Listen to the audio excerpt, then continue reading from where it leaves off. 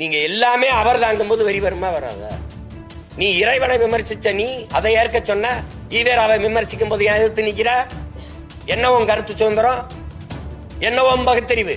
நான் கேட்கறதுக்கு கேள்விக்கு பதில் தான் சொல்லணும். அங்க எங்க ஆத்தாவை இழுக்கிறது, என் மனைவி இழுக்கிறது, என் பரவுக்கு இதெல்லாம் பேசுனா நீ என்ன பெண்ணியம் போட்டுற?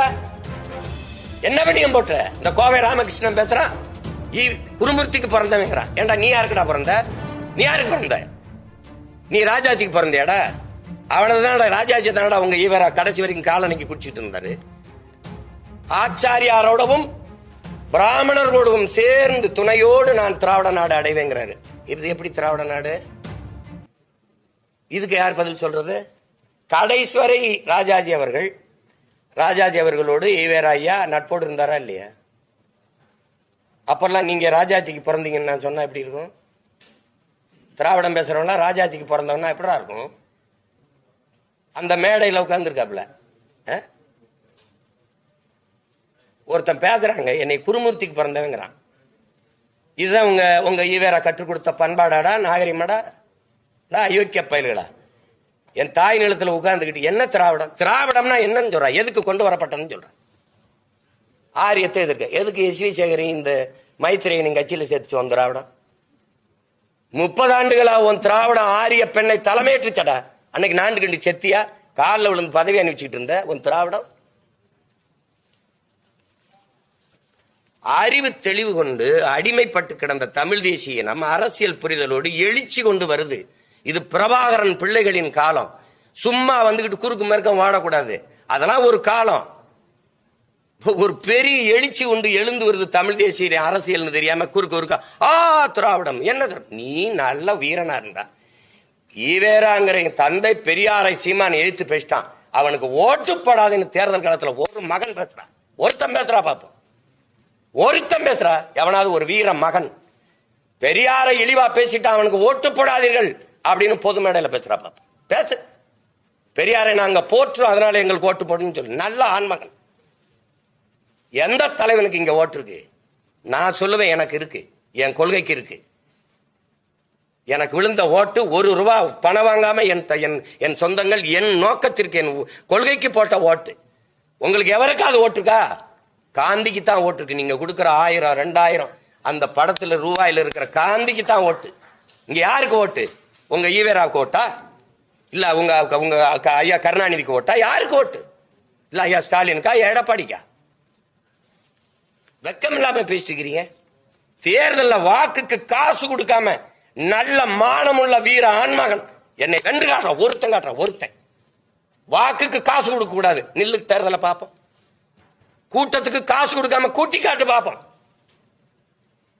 மகளிர் மாநாடு போடுற வட இந்திய பெண்களை கூட்டி வந்து சிப்காட்ல வேலை செஞ்சு ஜீன்ஸ் பண்ணிட்டு காப்பி டீ சட்டும் போட்டுக்கிட்டு சோப்பு டீ சட்டும் போட்டு 500 அவள்கிட்ட போய் பத்திரிகைக்கு போய் இதர்மேக சாத் மேகன் வச்சுட்டு போயிட்டு இருக்க.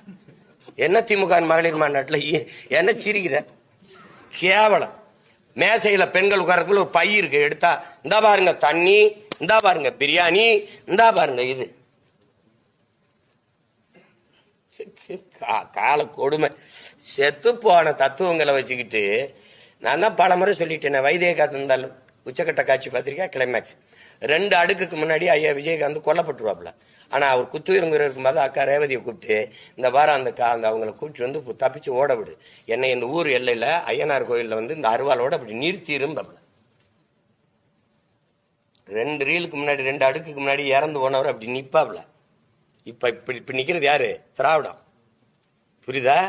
அப்புறம் கிட்ட ராதா ரவியனை வந்து இப்படி வெள்ளிக்கிழமை ராமசாமின்னு வந்து இப்படி நிப்பாப்ல. நின்ன உடனே டேய் அப்படி போகும்போது காத்தடிக்கும் போது அப்படி செத்து அப்படியே விழுவாப்ல. அவர் நின்ன உடனே பாய்ந்துகிட்டு இருப்பான். இப்படி நீங்க எல்லாம் பாய்ந்துகிட்டு இருக்கிறீங்க இந்த அருவான்னு. அது செத்து ரொம்ப நாள் ஆச்சு. இப்ப கால் ஒரு நாள் விழும்பாரு, சத்துன்னு விழும். ஆட அப்படிம்பா நீ. அந்த நிலைமை இப்ப வரப்போகுது.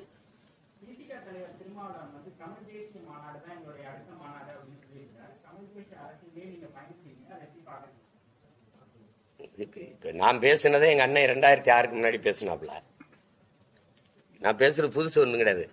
அவர் எங்களை இப்படி இப்ப தம்பி இப்படி உட்கார வச்சுக்கிட்டு முன்னாடி பேசுனது. அததான் நாங்க என்னமோ ஈவேராவை ஏத்துட்டோம்னு தாய்மண் இதல்ல. மதிப்பிற்குரிய அறிவர் ஐயா ரவிக்குமார் எழுதின கட்டுரைகள் இருக்கு. மனச்சான்றுக்கு எதிரா இல்லைன்னா அந்த கட்டுரைகளை அப்படியே தாய்மண்ணில் வந்த கட்டுரைகளை வெளியிட சொல்லுங்க. முதல்ல எங்க அண்ணங்களை வெளியிட சொல்லுங்க. அதுல இருக்கிறதை விட நான் அதிகமா ஈவேராவை பேசிட்டேன்னா நான் இனிமே பேசுறதை நிறுத்திக்கிறேன். இல்ல பேரறிஞர் அண்ணா அவர்களும் பெருந்தகை ஐயா கருணாநிதி அவர்களும் ஈவேராவை எதிர்த்து பேசுனதை விட நீங்க பேசுறீங்க சீமான்னு சொல்லுங்க, நான் பேசுறதை விட்டுறேன். என்னது தமிழ் தேசியம் பேசட்டும், எங்க அண்ணன் தமிழ் தேசியம் என்னன்னு தான் எங்களுக்கு கற்பிச்சு கொடுக்கட்டும், நாங்க தெரிஞ்சுக்கிறோம். அவர் கற்பிச்சதை தான் நாங்க எடுத்துட்டு போறோம். ஒருவேளை இதுல என்ன அவர் சொல்ற தமிழ் தேசியம் அது நல்லா இருந்ததுன்னா எடுத்துக்கிறோம், அவ்வளவுதானே.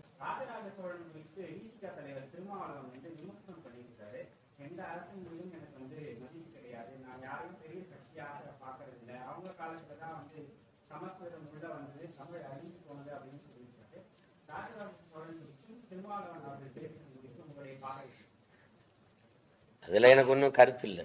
நான் என்னுடைய பெருமைக்குரிய என் முன்னோரா நான் பாக்குறேன். அரசனுக்கு அரசன் அருண்மொழி சோழன், அவனுக்கு அப்படி ஒரு பேர் இருக்குல்ல, அதுல கூப்பிட வேண்டியது என்ன? சரி, அவர் ராமசாமிங்கிறது என்ன பேரு? என்ன பேரு? அப்பாவுக்கு ராமசாமின்னு இருந்ததை எங்க அண்ணன் மாத்தி தொல்காப்பின்னு வச்சுட்டார்ல. இப்ப ஈவேராவுக்கு ராமசாமி அந்த பேர் என்ன பேரு? அவர் தான் ஆரியத்தை எதிர்த்தாரு. அப்ப ஆரிய தாய்மொழி சமஸ்கிருதம். அப்ப அதையும் எதுக்குறது தானே பொருள். அந்த பேரையே மாத்திக்கல. ஒரு பேரையே மாத்தாதவரை சமூகத்தை மாத்தினாருன்னு பேசிட்டு அலையிறிய சொல்லுங்க.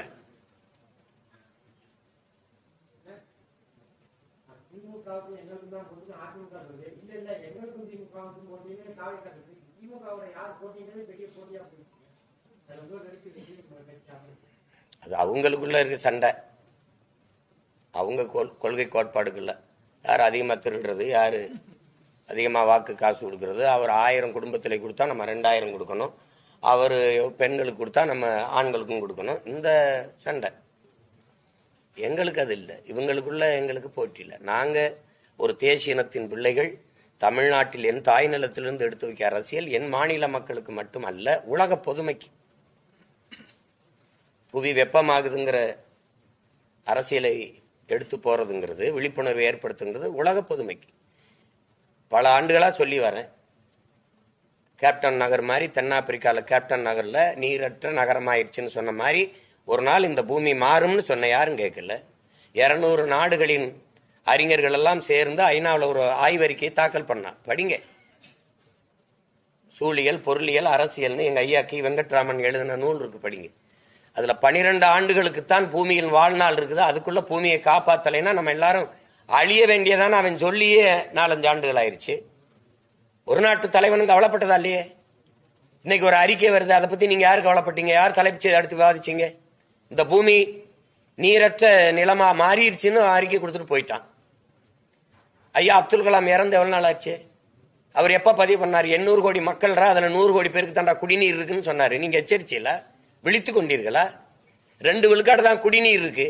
சரி, அது 20 விழுக்காடா உயர்த்தது எப்படி எவனாவது சிந்திச்சானா?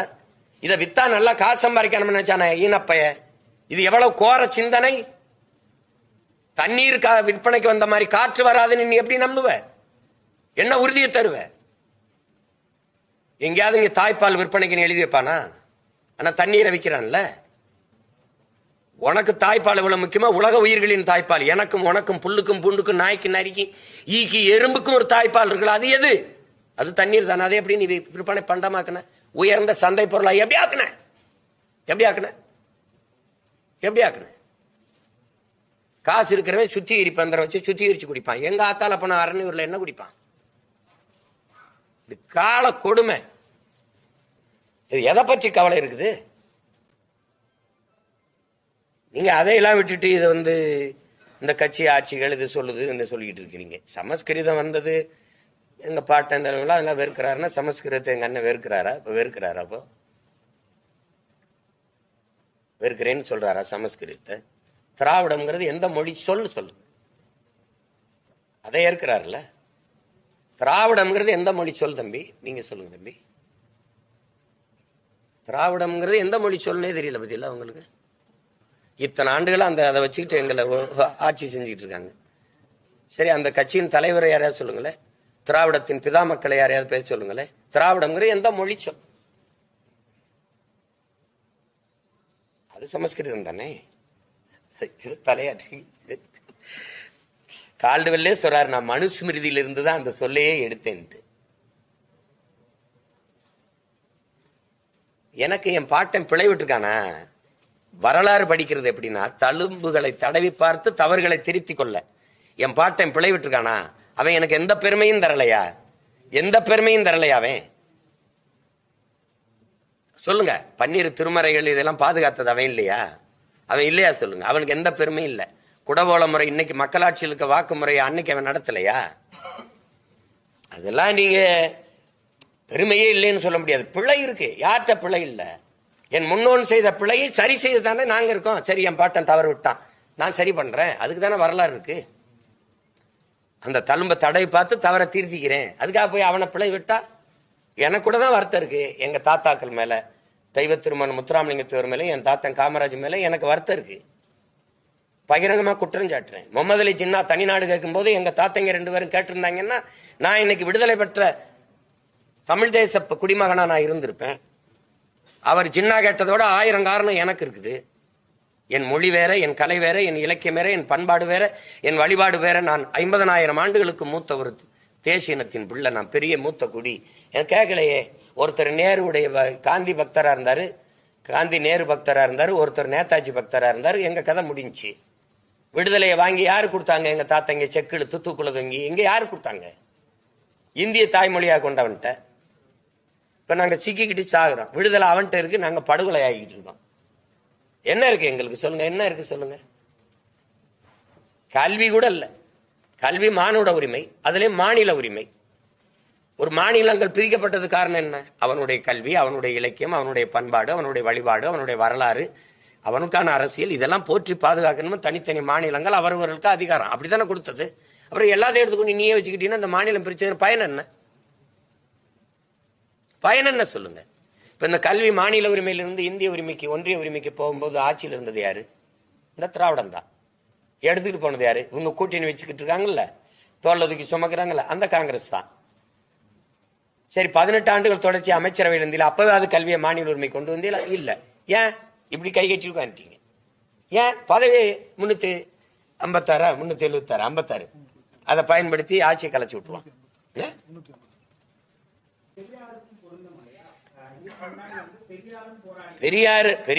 பெரியாரும் போராடினாருங்கிறத நாங்க எதிர்க்கல, ஏற்கிறோம்ட்டோம். பெரியார் தான் போராடினாருன்னு சொல்லிட்டு இருக்க கூடாது. எனக்கு டவுசர் போட்டது, பல்லு விளக்கி விட்டது, முடி வெட்டி விட்டதெல்லாம் அவர் தான், படிக்க வச்சதெல்லாம் அவர் தான் சொல்லக்கூடாது. பெண்ணிய உரிமையில 100க்கும் மேற்பட்ட பெண்பார் புலவர்கள் எங்களுக்கு இருக்கிறாங்க. பன்னி கொய்யத்தியாரெல்லாம் ஒரு கொய்யவ பெண்ணே பாடியிருக்கா, இந்த குறவர் பெண்ணே பாடியிருக்கா. எங்க அவைக்கு யாரு நீங்க தமிழ் படிப்பிச்சீங்களா? அவைய பெரியார் பார்வையில யாரு? அழுக்கு முட்டைங்கிறாரு. மாசக்கணக்கா குளிக்காம இருந்தவர் அறிவு மூதாட்டி அவைய அழுக்கு முட்டைன்னா எப்படி? என் பாட்ட ராஜராஜன் தமிழை சனியை ஒளின்னு சொல்லிட்டு போயிருக்கானா? அப்படி எது இருக்கா? அப்படி எது இருக்கா? சரி, கன்னடர் ஐயா ஈவேரா வந்து கன்னடர். கர்நாடக அளவு இந்த மொழியில என்ன இருக்கு? இது சனிய ஒளி என்று உயிரோடு இருந்திருக்க முடியுமா? சொல்லுங்க தம்பி. உலகத்தின் தொன்மையான மொழி எது தம்பி?